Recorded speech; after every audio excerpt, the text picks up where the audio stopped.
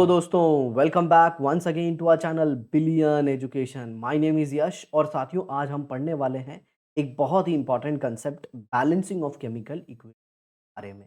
तो क्या ज़रूरत होती है एक केमिकल रिएक्शन को बैलेंस करने की?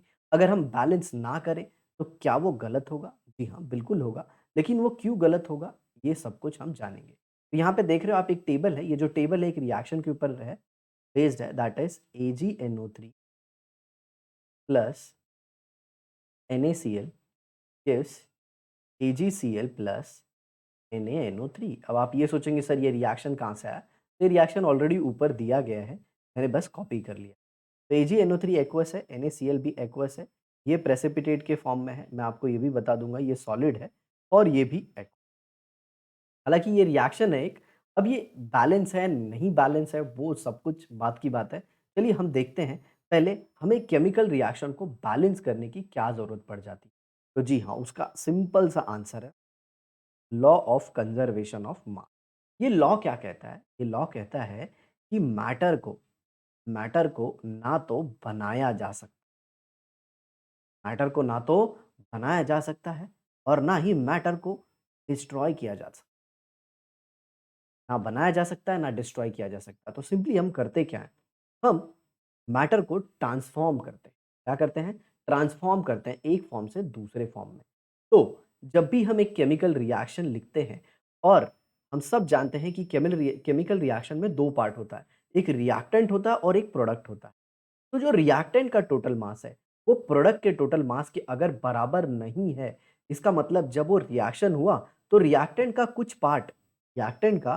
पार्ट गायब हो गया जो कि प्रोडक्ट में नहीं है, और वो हमारे law of conservation of mass के अगेंस्ट है। क्योंकि ये क्या कहता है? Total mass of reactant, law of conservation of mass क्या कहता है?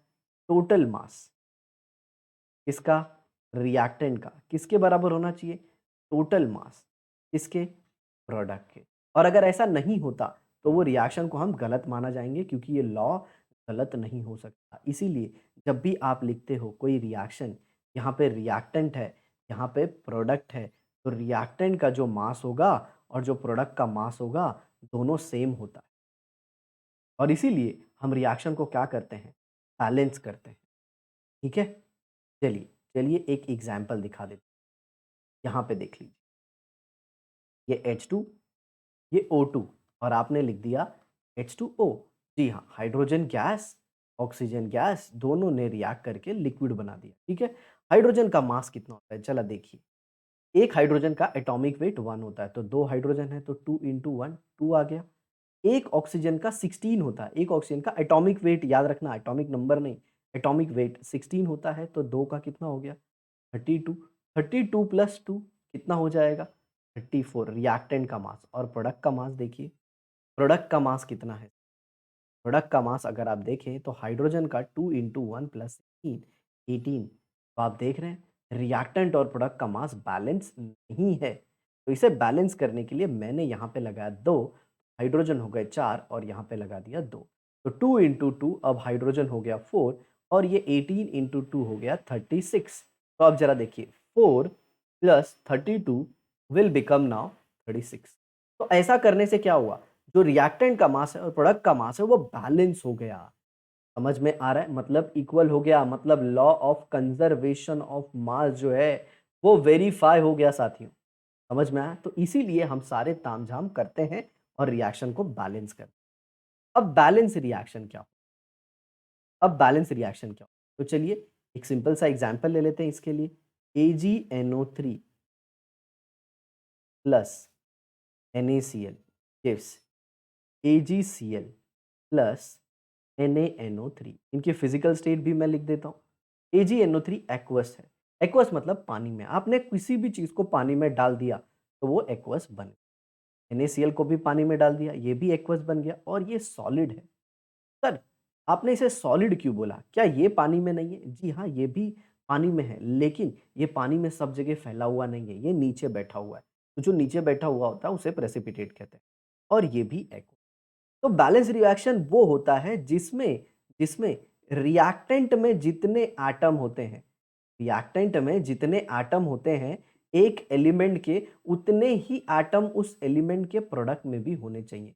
मतलब अगर यहाँ पे Ag 1 है तो यहाँ पे भी Ag 1 ही होना चाहिए। अगर यहाँ पे Na 1 है तो यहाँ पे भी Na 1 ही होना चाहिए। नाइट्रोजन 1 तो नाइट्रोजन 1, ऑक्सीजन कितने 3 तो ऑक्सीजन भी 3। मतलब total number of atom of an element in reactant should be equal to total number of same atom of same element should be in the product, दोनों के बराबर होने चाहिए। और अब आता है ये टेबल। चलिए अब टेबल में मैं एक्सप्लेन कर देता हूँ। तो यहाँ पे देखिए कितना Ag है, एक Ag। कितना नाइट्रोजन है, एक। कितने ऑक्सीजन है, तीन ऑक्सीजन। कितना सोडियम है, एक। कितना क्लोरीन है, एक। ये रिएक्टेंट का हो गया लेफ्ट हैंड साइड का। देख रहे हैं आप यहाँ पे लेफ्ट हैंड साइड में आप जो कुछ भी देख रहे हैं, ये सबको साथियों हम रिएक्टेंट कहते हैं। क्या कहते हैं? रिएक्टेंट। ये पूरा रिएक्टेंट है। आया समझ में? और ये जो राइट हैंड साइड का पूरा है, इसे हम लोग कहेंगे प्रोडक्ट। अब इसमें देखिए सिल्वर कितना है? 1 है। क्लोरीन कितना है? 1 है। सोडियम देखिए कितना है? 1 है। नाइट्रोजन 1 है। ऑक्सीजन 3 है। देखिए, जो नंबर ऑफ एटम एलिमेंट के, एक सिमिलर एलिमेंट के जितने इधर हैं, उतने ही इधर हैं। तो ऐसे रिएक्शन को ही हम बैलेंस रिएक्शन क्या कहते हैं? Balance reaction. ठीक है? चलिए आगे बढ़ जाते हैं। What is unbalance reaction? Unbalance क्या रिएक्शन होता है? सिंपल सी बात है, अनबैलेंस रिएक्शन वही होगा जिसमें लेफ्ट हैंड साइड में जो टोटल एटम है, वो राइट हैंड साइड के बराबर ना हो। ज़रा देखिए यहाँ पे NaOH plus H2SO4 gives what? Na2SO4 plus H2O। ठीक है? चलिए यहीं पे हम एक टेबल के माध्यम से इनके एलिमेंट के एटम लिख देते हैं। तो यहाँ पे पहले सोडियम ले लिया मैंने, फिर ऑक्सीजन, फिर हाइड्रोजन और फिर सल्फर ले लिया। यहाँ पे बना दिया रिएक्टेंट का कॉलम और यहाँ पे बना दिया प्रोडक्ट का कॉलम। चलिए ज़रा देखते हैं क्या दोनों सेम है? अरे सर नहीं सेम होंगे, मुझको मालूम है सर। अरे कैसे तुझको मालूम है यार? अरे सर आपने ही तो लिखा है what is unbalance reaction. Unbalance का एग्ज़ाम्पल दे रहे हो तो बैलेंस नहीं होगा ना? चलिए देखिए सोडियम रिएक्टेंट में प्रोडक्ट में कितने हो गए सोडियम? 2 हो गए। आया समझ में? ऑक्सीजन यहाँ पे 1 यहाँ पे 4 टोटल 5 और यहाँ पे प्रोडक्ट में देखिए 4 और ये 1 5। चलिए ऑक्सीजन तो बैलेंस दिख रहा है। हाइड्रोजन 2 और 1 3, यहाँ पे हाइड्रोजन 3, यहाँ पे हाइड्रोजन सिर्फ 2 और यहाँ पे बच गया कौन? सल्फर। सल्फर का नंबर देखें तो 1 है। यहाँ पे भी सल्फर 1। तो ज़रा देखिए क्या-क्या सेम है, क्या-क्या बैलेंस है। तो अगर आप देखें तो ऑक्सीजन दोनों साइड सेम, सल्फर भी दोनों साइड सेम है। तो लोचा किसका है? सोडियम का और सोडियम का और देखिए सोडियम रिएक्टेंट में 1 है, प्रोडक्ट में 2 है। हाइड्रोजन रिएक्टेंट में 3 है और प्रोडक्ट में 2 है। तो ये हो गया एक एग्जाम्पल अनबैलेंस रिएक्शन का। तो इसे कैसे हम बैलेंस करेंगे? क्या-क्या स्टेप है? ओके, क्योंकि आपको बोर्ड एग्जाम में उस स्टेप का ही मार्क्स मिलेगा। आप समझ रहे हैं? हर एक स्टेप को लिखने का आपको मार्क्स मिलेगा। तो हमें 4 से 5 स्टेप में इस रिएक्शन को बैलेंस कर दें। तो सबसे पहला स्टेप आपको देखना है कि इस रिएक्टेंट एंड प्रोडक्ट में सबसे ज़्यादा एटम वाला कौन-सा कंपाउंड है? क्योंकि पहले हम उसे ही बैलेंस करें। तो ये है हमारा सबसे पहला स्टेप। जनरली देखा जाए तो पहला स्टेप तो ये होता है कि कोई भी रिएक्शन अगर तुम्हें स्टेटमेंट के फॉर्म में दिया है, इसके फॉर्म में, स्टेटमेंट के फॉर्म में, तो उसे रिएक्शन के फॉर्म में या फिर वर्ड के फॉर्म में लिखा हुआ है, तो आप उसे केमिकल इक्वेशन के फॉर्म में। चलिए इसी को मैं बताता हूँ। ये सोडियम हाइड्रॉक्साइड, ये सल्फ्यूरिक एसिड, ये सोडियम सल्फेट और ये वाटर। ज़रा देखिए Na+ होता है, OH- होता है, इसीलिए दोनों एक-एक मिल गए। अब यहाँ पे देखिए SO4- होता है और एक H+ होता है, तो इस चार्ज को बैलेंस करने के लिए 2 ले लिया, इसीलिए एट H2SO4 है। अब ज़रा देखिए SO4- होता है और Na+ होता है, तो इसे बैलेंस करने के लिए 2 ले लिया, तो ये क्या हो जाएगा? आप इसे NaSO4 नहीं लिख सकते। कंपाउंड को लिखने का एक तरीका होता है। हर एक एटम का जो नंबर होता है वो उसके नीचे लिखते हैं। जैसे ये देखिए Na2SO4, ये 2 रिप्रेजेंट कर रहा है सोडियम और जिस पोजीशन पे ये लिखा गया है इसे हम कहते हैं सबस्क्रिप्ट। क्या कहते हैं? सबस्क्रिप्ट। तो ये सबस्क्रिप्ट रिप्रेजेंट करता है कि एटम कितने हैं। ठीक है? चलिए तो इसका वर्ड फॉर्मेट देख लीजिए। ओके? तो ये देखिए कैसे लिखा गया ये? लिखा गया सोडियम हाइड्रोक्साइड। तो पहला स्टेप क्या है? आपको जो भी वर्ड रिएक्शन दिया हुआ है, तो आप पहले किसे कन्वर्ट कर लीजिए? केमिकल इक्वेशन के फॉर्म में। तो चलिए इसे कन्वर्ट कर लेता हूँ। ये हो गया NaOH, ये हो गया H4 और ये हो गया हमारा Na2SO4 और ये हो गया H2O। ओके, अब मैंने क्या बोला? सबसे पहले आपको देखना है कि ये रिएक्शन बैलेंस है या नहीं बैलेंस है। सिंपल सी बात है, तो उसके लिए क्या करेंगे? हम टेबल बना लेंगे। ओके, टेबल में हम क्या लिख देंगे? हर एक एलिमेंट के नंबर लिख देंगे। ये तो मैंने ऑलरेडी किया था, तो इसे मैं फटाफट कर देता हूँ।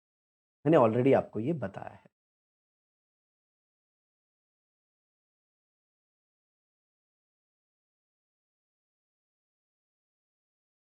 और इसमें आप सब जानते हैं, जो बैलेंस नहीं है वो कौन है? सोडियम है और दूसरा है हाइड्रोजन। ठीक है? है। तो ये रिएक्टेंट और प्रोडक्ट के टोटल नंबर हो। ठीक है? अब जब हमें बैलेंस करना है, तो सबसे पहले याद रखना, हम देखेंगे कि रिएक्टेंट और प्रोडक्ट में ऐसा कौन-सा मॉलिक्यूल है जिसके अंदर नंबर ऑफ एटम सबसे ज़्यादा है, क्योंकि पहले हम उसे ही बैलेंस करेंगे। तो यहाँ पे सल्फ्यूरिक एसिड है और यहाँ पे Na2SO4 है। Na2SO4 है और एक ट्रिक देता हूँ मैं, जब ये दोनों भी ऑलमोस्ट सिमिलर हो, जैसे देखिए इसमें टोटल कितने एटम हैं? हाइड्रोजन के 2, सल्फर 1, ऑक्सीजन के 4, 4 और ये 5 और ये एक 7। यहाँ पे देखेंगे तो सोडियम 2 हो गया, सल्फर 1 हो गया, ऑक्सीजन 4 हो गया, 5 और 2 7। तो जब ऐसी सिचुएशन आ जाए, तो जिसमें मेटल हो उसे आप पहले बैलेंस कीजिए। तो बिलियन एजुकेशन की तरफ से आपको ये ट्रिक है। ये देखिए यहाँ पे लिखा है। सबसे पहले मेटल को बैलेंस करना है, उसके बाद बचे हुए एटम किसके अलावा? हाइड्रोजन और ऑक्सीजन को छोड़ के। सबसे पहले मेटल को बैलेंस कर लो, फिर उसके बाद देखो हाइड्रोजन ऑक्सीजन के अलावा कुछ है? अगर नहीं है तो फिर सीधा ऑक्सीजन पे आ जाओ और लास्ट में हाइड्रोजन को बैलेंस कर लो। ठीक है? तो ये देखिए रिएक्टेंट में 7 एटम के साथ H2SO4 है और प्रोडक्ट में 7 एटम के साथ Na2SO4 है। तो पहले हम बैलेंस करेंगे Na2SO4 को। ओके? तो देखिए हमारे रिएक्टेंट साइड में NaOH 1 था और प्रोडक्ट साइड में Na कितना है? 2। तो क्या मैं कर सकता हूँ? सिंपल, इसे मैं 2 से मल्टीप्लाई करूँगा। ये 2, तो ये देखिए, इसे 2 से मल्टीप्लाई करूँगा तो बैलेंस करने के बाद ये कितना हो गया? 2। और इसमें कोई चेंज नहीं करूँगा। अब ज़रा देखिए, तो क्या मैं ये जो 2 का मल्टीप्लाई किया हूँ इसे NaOH में दिखाऊँगा कैसे? क्या मैं ऐसे लिख दूँगा Na2OH? जी नहीं, ये बिल्कुल गलत तरीका है। किसी भी कंपाउंड का जो फ़ॉर्मूला दिया है, उसके अंदर आप चेंजेज़ नहीं, आप जो भी चेंज कर सकते हैं वो कंपाउंड के स्टार्टिंग में कर सकते हैं। कहाँ पे कर सकते हैं? स्टार्टिंग में। जैसे देखिए इसे आप 2NaOH लिखें। अब मान लीजिए जैसे आपको H2O को आपने 2 से मल्टीप्लाई कर दिया, 2 से। H2O में ऑक्सीजन को आप 2 करना चाहते हैं, किसको? ऑक्सीजन को 2, तो आप ऐसे नहीं लिखेंगे, ये गलत है। आप इसको 2 से मल्टीप्लाई ऐसे। मान लीजिए मान लीजिए CaOH ट्वाइस है, CaOH ट्वाइस है और राइट हैंड साइड में 2 Ca है। तो आपको क्या करना होगा? आपको ये Ca को 2 करना है, तो आप यहाँ पे 2 मत लिखिए, ये बहुत ही वर्स्ट तरीका होता है। वर्स्ट तरीका क्या? गलत ही होता है। तो आप इसे 2 ऐसे। अब ये 2 का क्या मतलब है? ये 2 कैल्शियम हो गए। अब ये ऑक्सीजन, ये 2 इससे भी मल्टीप्लाई होगा और याद रखिए जभी भी ब्रैकेट के बाहर कोई नंबर लिखा होता है, तो ये नंबर हर एक एंटिटी को एप्लीकेबल होता है। मान लीजिए XY है, तो X N है, Y भी N है। तो अब ये 2 O भी है और 2 H भी है और उसके आगे भी 2 है। तो 2 इंटू 2 मतलब 4 ऑक्सीजन एटम हो जाएँगे और 2 इंटू 2 मतलब 4 हाइड्रोजन एटम हो जाएँगे। आया आपको समझ में? तो ब्रैकेट के बाहर मान लीजिए ऐसे एक्स वाई है और यहाँ पे 3 है, तो टोटल कितने एक्स हो जाएँगे? 6 एक्स हो जाएँगे और 6 वाई हो जाएँगे और अगर यहीं पे ए बी 4 होता और यहाँ पे 2 लगा देते तो क्या हो जाता? 8 ए हो जाएगा और बी भी का नंबर कितना हो जाएगा? तो ये तरीका है, आप याद रखिए, ठीक है? तो चलिए एक बार हम रिएक्शन को फिर से लिख देंगे। कैसे? यहाँ पे देखिए NaOH plus H2SO4 gives Na2SO4 plus H2O. तो हमने क्या किया, हमने NaOH को 2 से मल्टीप्लाई कर दिया। तो ये देखिए सोडियम बैलेंस हो गया। जी हाँ, और यहाँ पे अब आप देखो, अब हमें देखना है इसको, हाइड्रोजन को और ऑक्सीजन को। तो हाइड्रोजन यहाँ पे कितना है? 2 है। हाइड्रोजन यहाँ पे कितना है? सॉरी, अब हाइड्रोजन यहाँ पे 4 हो गया और हाइड्रोजन यहाँ पे 2 है। ऑक्सीजन यहाँ पे कितना है? 6 हो गया। 4 ये और 2 ये, 6 ये। ऑक्सीजन यहाँ पे कितना है? 5। तो अब क्वेश्चन आता है, ऑक्सीजन और हाइड्रोजन में किसे पहले बैलेंस करें? आप हमेशा ऑक्सीजन को बैलेंस कीजिएगा, हाइड्रोजन ऑटोमेटिकली बैलेंस हो जाए। ओके, अब जरा देखिए यहाँ पे बोला गया है balance atom other than oxygen and hydrogen. तो ऑक्सीजन और हाइड्रोजन के अलावा कौन बचा है? सल्फर इज देयर, सल्फर है सिर्फ, and sulphur is already balanced. आप इसके लिए एक टेबल बना लेना साथ। ये जो मैंने यहाँ पे आपको ऐसे लिख के दिया है ना, अब इसके लिए एक टेबल बना देना। चलिए मैं ही बना देता हूँ। रिएक्टेंट लिख दीजिए यहाँ पे प्रोडक्ट लिख दीजिए, ठीक है? और यहाँ पे number, sodium, oxygen, hydrogen, sulphur. तो यहाँ पे सोडियम 2, यहाँ पे भी 2, ये देखिए, ठीक है? ऑक्सीजन के नंबर कितने हो गए? ये 2 और ये 4, टोटल 6। यहाँ पे कितने? ये देखिए 5। हाइड्रोजन के नंबर कितने हो गए? 2 और ये 2, 4। राइट साइड में कितने? ऑक्सीजन के, अरे सल्फर के नंबर चेक कीजिए, यहाँ पे सल्फर 1 है, राइट साइड में भी सल्फर 1। तो देखिए प्यारे बच्चों, सल्फर बैलेंस्ड है। ओके, सल्फर का सर नंबर ही नहीं लिखा आपने। ओए, 1-1 है। ओके, तो सल्फर ऑलरेडी बैलेंस है, सोडियम भी बैलेंस हो गया। अब बचा ऑक्सीजन और हाइड्रोजन। अब किसे करेंगे हम? जी हाँ, ऑक्सीजन, क्योंकि अदर एटम तो बैलेंस हो गए। Okay, hydrogen will get balanced automatically. तो ऑक्सीजन को बैलेंस करना, ऑक्सीजन को कैसे बैलेंस करें? अब जरा देखिए, अब यहाँ पे सिंपल सी चीज़ है, अगर इस ऑक्सीजन को आपने टच किया जो सल सोडियम सल्फेट में है, तब तो सोडियम का नंबर भी चेंज हो जाएगा। एक ही चीज़ है, आपको सिंपल यहाँ पे बैलेंस करना होगा H2O के ऑक्सीजन, इसको H2O के ऑक्सीजन को, ठीक है? तो यहाँ पे देखिए रिएक्टेंट में नंबर ऑफ ऑक्सीजन कितना है? ओके, 6, और प्रोडक्ट में कितना है? 5। रिएक्टेंट में 6 है, प्रोडक्ट में 5 है। तो अगर इसे 6 कर दिया जाए तो ये भी 6 बैलेंस हो जाएगा। तो इसका इसका सबसे सिंपलेस्ट तरीका क्या है? इसका सबसे सिंपलेस्ट तरीका यही है कि यहाँ पे जो H2O है उसके आगे 2 लगा देंगे। H2O के आगे क्या लगा देंगे? 2। तो रिएक्शन बैलेंस हो जाएगा। ओके, चलिए तो मैं लिख देता हूँ। तो ये क्या हो जाएगा? NaOH2 plus H2SO4 gives Na2SO4 plus 2H2O। अब जरा चेक कर लीजिए यहाँ पे, ठीक है? ऑक्सीजन को क्या करना था? 6 करना था लेफ्ट हैंड साइड में। ये देखिए 4, सॉरी, राइट हैंड साइड में 6, 4 और ये 2, 6। तो सोडियम 2, रक में भी 2। ये देखिए ना, 2 2, सर बैलेंस हो गया। हाइड्रोजन 2 और ये 2, 4 और ये 2, 6। सर ये 2 यहाँ पे 2 लग गया और ये 2 ऑलरेडी 4 हो गए। और प्रोडक्ट में देखिए 2 2 ज़ा 4, ठीक है? अब जब आपको वाटर के आगे 2 लगाना था तो इसका मतलब ये नहीं कि आप H4O लिख देंगे। मैंने बताया हमेशा हमेशा कंपाउंड के फॉर्मूले के पहले ही लिखेंगे। समझ में आया? अब ऑक्सीजन देखिए यहाँ पे कितना है? ये 1 ऑक्सीजन है सर। सर ये 4 ऑक्सीजन, टोटल 5 हो गए। ओए बुड़बक! ये 2 भी तो है, तो टोटल 6। अब इधर देखो ये 4 और ये 1 सर, नहीं ये भी तो है। अब सल्फर को भी देख लो यारो। तो सल्फर यहाँ पे 1 है, यहाँ पे भी सल्फर 1 है। ओए! ये रिएक्शन तो बैलेंस हो गया। जी हाँ, तो फाइनली आपको क्या करना है? बैलेंस रिएक्शन को चेक करने के बाद उसे पूरा अच्छे से लिख देना। ओके, सर आपने तो पहले ही लिख दिया। ओके, ठीक है, कोई बात नहीं। एक बार वापस लिख देते हैं।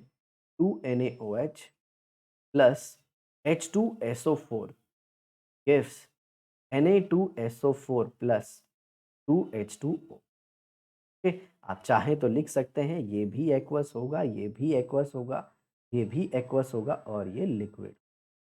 आ रहा है समझ में? जी हाँ, सर वो लिक्विड क्यों आ गया? क्योंकि पानी है ना, प्योर पानी को हम लोग लिक्विड ही लिखते हैं। आ रहा है समझ में? जी हाँ। इस रिएक्शन को आप अच्छे से देखिएगा स्टेप बाय स्टेप कैसे बैलेंस करते हैं। सबसे पहले आपको क्या करना है? चेक करना है रिएक्शन बैलेंस है या नहीं बैलेंस है। बैलेंस है तब छोड़ दीजिए, अगर नहीं बैलेंस है तो देखिए रिएक्टेंट और प्रोडक्ट में किस मॉलिक्यूल में सबसे ज़्यादा नंबर ऑफ एटम है और फिर बैलेंसिंग का कौन-सा मोड फॉलो करेंगे आप। सबसे पहले मेटल को बैलेंस करेंगे, फिर उसके बाद मेटल के अलावा जो कुछ भी बचे हुए हैं उनको बैलेंस करोगे और फिर ऑक्सीजन को और लास्ट में हाइड्रोजन को। हालाँकि इसमें हाइड्रोजन को बैलेंस करने के लिए हमने वाटर को 2 से मल्टीप्लाई कर दिया, समझ में आ रहा है? बट आगे के आप मेथड ऐसे देखोगे कि आप जब भी ऑक्सीजन को बैलेंस करने जाओगे, हाइड्रोजन ऑटोमेटिकली बैलेंस हो जाए। यहाँ पे भी मैंने ऑक्सीजन को ही बैलेंस करने के लिए वाटर के आगे 2 से मल्टी। ठीक है दोस्तों, तो अगर वीडियो आपको पसंद आई हो, तो इसे ज़रूर शेयर कीजिए अपने दोस्तों के साथ। चैनल पे आप नए हो, तो सब्सक्राइब कर दीजिए और बेल आइकन भी दबा दीजिए। प्यारे साथियों, इसी तरह से पढ़ते रहिए। हम अपनी नेक्स्ट क्लास में इसके कुछ प्रैक्टिस भी लेके आएँगे, जिससे आपका प्रिपरेशन अच्छा हो पाए। ओके, तो आप इस वीडियो को 2-3 बार तब तक रिवाइज़ कर लीजिएगा। ठीक है? तो मिलते हैं नेक्स्ट क्लास में, तब तक मस्त रहिए, ज़बरदस्त रहिए, बाय बाय।